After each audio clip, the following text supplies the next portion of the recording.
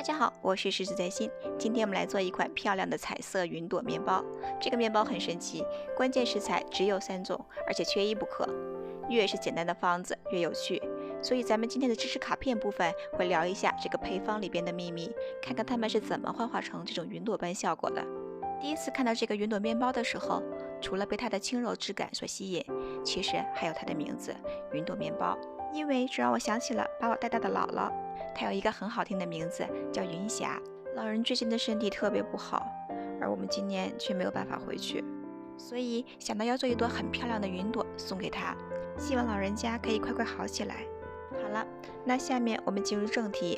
今天的内容分为2个部分：云朵面包的制作和相关知识卡片。在知识卡片部分，会和大家介绍关于糖和玉米淀粉对于蛋白打发的影响。如果你喜欢像这样一边做美食一边听我唠叨，欢迎关注我的频道。如果你有感兴趣的食谱，并想了解其中的科学理论，也欢迎大家在评论区给我留言。咱们争取下期做的就是你最感兴趣的内容。那首先我们进入到第一部分，云朵面包的制作。这是配方，除了3种主要原料，我这次还用到了食用色素和香草精。首先，我们用白醋擦拭一下和蛋白接触的所有容器和工具，确保没有质类物质的存在。然后我们来分蛋，把蛋白和蛋黄分开。我们今天用到的是蛋白的部分，这里建议大家使用冷藏过的鸡蛋，这样会比较容易打出坚实的气泡，进而增加蛋白的稳定性和持久性。再有，分离蛋白的时候，大家也一定要注意不要混入蛋黄。这个分离出来的蛋黄啊，还可以做很多东西，列出几个，你可以给家里最有口福的那个人加个餐。接下来就是蛋白打发了，我们分3次加糖。第一次是当蛋白打到大粗泡的时候，我们加入1/3，等到细泡的时候再加入1/3。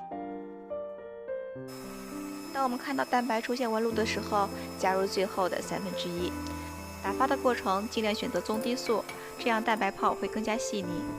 这个时候呢，也可以加入香草精，这个虽然对云朵面包的质地没有影响，但是会让口味提升很多。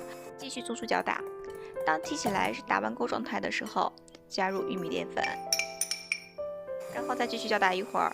当出现这种小弯钩的时候，就是我们一般做戚风药的状态。还是继续搅打，这时候要注意了，我们改成低速，打发1到2分钟。这时候再提起来看一下，像这种挺立的小尖角状态就可以了。接下来我们将打发好的蛋白平均分成4份，用牙签再少量食用色素放在蛋白上，然后搅拌均匀。这次我一共准备了4个颜色。下面在烤盘上铺上一张烘焙纸，接下来就是一层一层的色彩搭建了。大家可以按照自己喜欢的方式来组合颜色，每放一层稍微平整一下。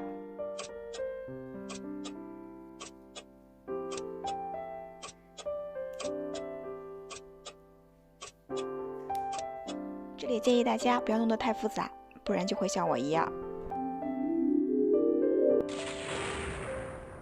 都放好之后，我们最后用刮刀把上面和侧边都刮整齐就可以了。然后我们就把它放入预热好的烤箱，180度中层上下火，烤至25到30分钟左右。好了，出炉了，我们来看一下，表面的状态很好。我们来看一下里面，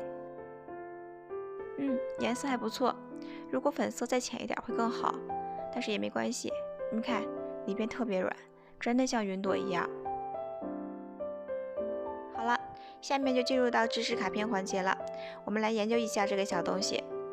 这个云朵蛋糕的制作关键呢，其实就是蛋白的打发。影响蛋白打发的因素有很多，但是我们今天的配方里的主要食材只有3样：鸡蛋、糖和玉米淀粉。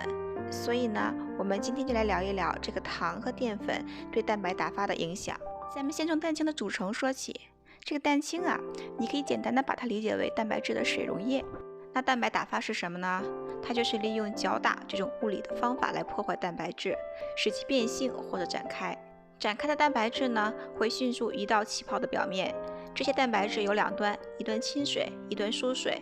那疏水的那一端呢，就会朝向空气泡；亲水的那一端呢，就会朝外连接着水分子。这些蛋白质一旦到达气泡表面，相邻的蛋白质就会在气泡的周围键合或者聚集，形成膜状的网络。这个效果呢，其实就是我们肉眼看到的蛋白发泡的样子。了解了什么是蛋白发泡，接下来我们就来看看糖和玉米淀粉对它的影响。我们首先看一下糖。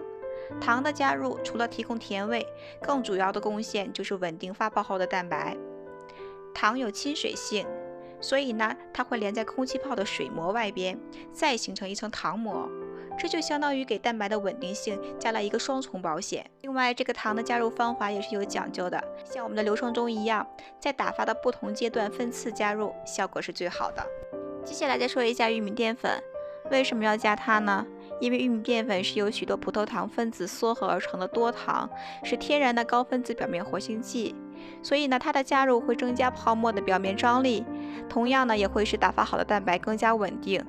但是这里要注意，大家要在中干性发泡的时候再加入，因为加入的过早，淀粉会吸水，那我们的蛋白就会变得很难打发。好了，这就是今天带给大家的这一款色彩斑斓的云朵面包。我是食之在心，非常感谢你的收看。如果你喜欢我的视频，欢迎点赞订阅。如果你有感兴趣的内容，也可以在评论区告诉我。视频定期更新，我们下次再见了，拜拜。